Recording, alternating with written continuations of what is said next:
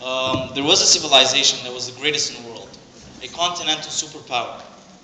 Its language became the universal language of the world. It was driven and driven by inventions. Its architects designed buildings that defied the laws of gravity. Its architects designed buildings that defied the laws of gravity. Its mathematicians created algebra, algorithms, and trigonometry that would enable the building of computers and the creation of encryption. Its scientists found new cures for diseases, and its astronomers paved the way for space travel and exploration. This civilization would, instead of other civilizations were afraid of spreading ideas, the most Islamic civilization would find that it spread ideas, unlike other civilizations. I'm talking about the Islamic civilization. For 1,000 years, this civilization thrived on knowledge and ideas. Muslims have inspired and innovated in every field.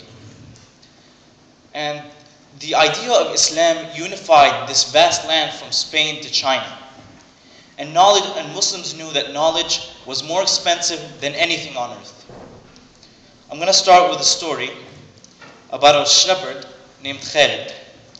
Khalid lived in the Ethiopian slopes, and one day he had goats, and one day his goats ate these berries, and they became very lively and excited and very hyper. And he wondered what these berries were. So he took these berries to Yemen, and they boiled these berries in water. And from that, Khalid had discovered qahwa, or in other words, coffee. Coffee spread to Mecca and Turkey in the 15th century, and then to Cairo in the 16th century. The Prophet ﷺ said, Allahu jamilun yuhibbul jamal. Allah is beautiful and He loves beauty. And Muslims understood hygiene. In fact, the Prophet ﷺ used to brush his teeth using a twig of miswak before every prayer. And the miswak has been proven that it strengthens the gums, prevents tooth decay, eliminates bad breath, and other stuff not related to the miswak is that, not related to the teeth, is that it assists in digestion and that it cures headaches. I'm also going to talk about the greatest scientist, one of the greatest scientists in my opinion, Al-Hasan ibn al-Haytham. Al-Hasan al-Haytham was known for two main things. The first thing was the scientific theory.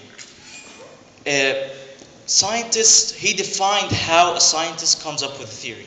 You cannot come up with a theory without passing through these steps. And we still take it in school till today. The only thing that they forgot was writing the name of that Ibn Hasan al-Haytham is the one who came up with this. The second greatest thing was the book of optics.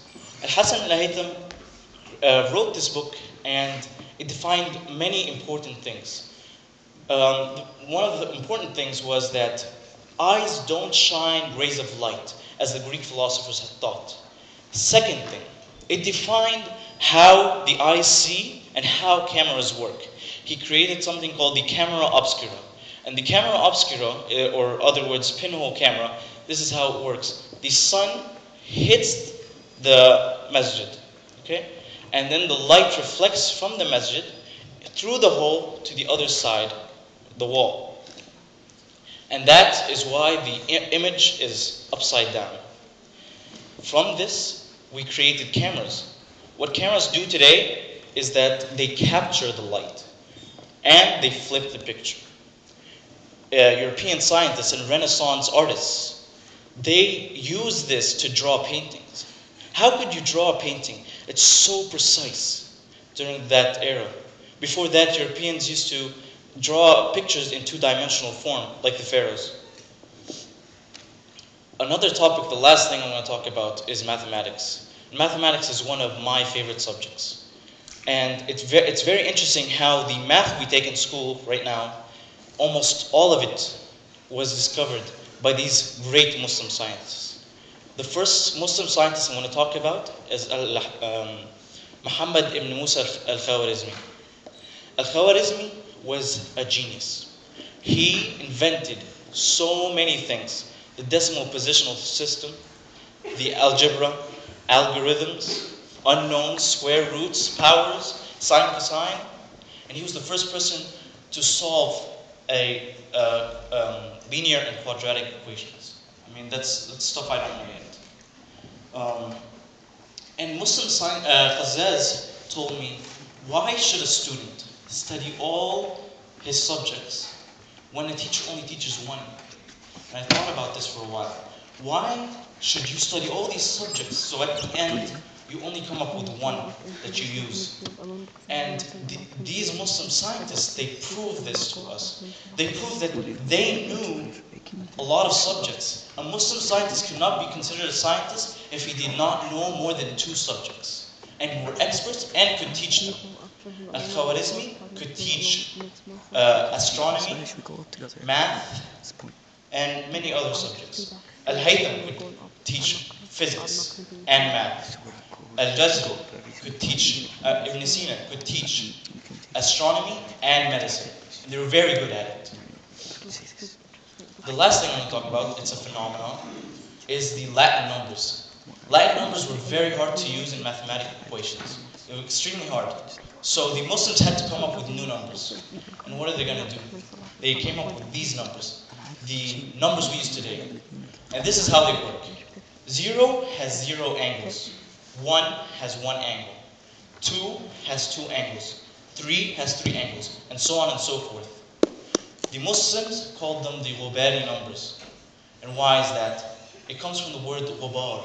Ghubar, which means dust. Because they used ghubar boards to write this. Chalkboards. They created chalkboards so they can write these mathematical equations. Muslims were great. They created bookshops and stuff like vaccinations that we still use today. What I call upon you today is that you start learning and achieving so you could become a great person who makes a big difference in the world. Because it's people like you who will change the world. Muslim scientists knew so many things, they wrote so many books, they created numerous ideas and that we still use today. And you can do it. You can prove that you are a good scientist. We should remember our heritage. We should remember that we were the fathers of knowledge. Thank you.